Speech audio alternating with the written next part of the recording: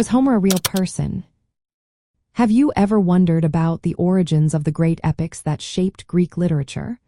The question of whether Homer was a real person is fascinating and complex. Homer is traditionally credited as the ancient Greek poet who wrote the Iliad and the Odyssey. These epic poems are central to Greek culture and literature. They are believed to have been composed around the late 8th or early 7th century before the Common Era, possibly from the region of Ionia, which is along the western coast of what is now Turkey or nearby Aegean Islands. The exact birthplace of Homer remains uncertain. Various ancient sources suggest places like Chios, Smyrna, or Colophon. The debate about Homer's existence continues among scholars.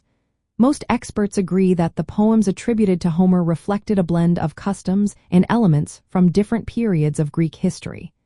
This suggests that the works were shaped over time rather than by a single author.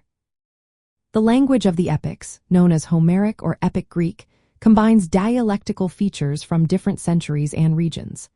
This supports the idea that the poems were passed down orally 4 generations before being written down. Homer is often depicted as a blind poet, a tradition stemming from characters in the Odyssey who resemble a bard or minstrel.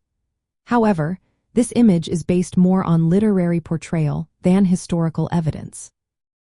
The epics contain references and allusions to stories and myths that were well known before the poems were composed. This indicates that Homer, or the poets behind these works, was part of a long oral storytelling tradition. Traveling in Greece offers a chance to see many artistic representations of Homer in museums and ancient sculptures. These artworks reflected his lasting cultural significance. Portraits often show him with a beard and closed eyes, symbolizing the image of the blind poet. Visiting places like the Aegean Islands or the western coast of Turkey can give you a sense of the geographical context where Homeric poetry may have originated. While Homer is traditionally considered the author of the Iliad and the Odyssey, it remains unclear if he was a single historical person or a symbolic figure representing a group of oral poets. The epics themselves are products of a rich oral tradition that shaped Greek identity and culture.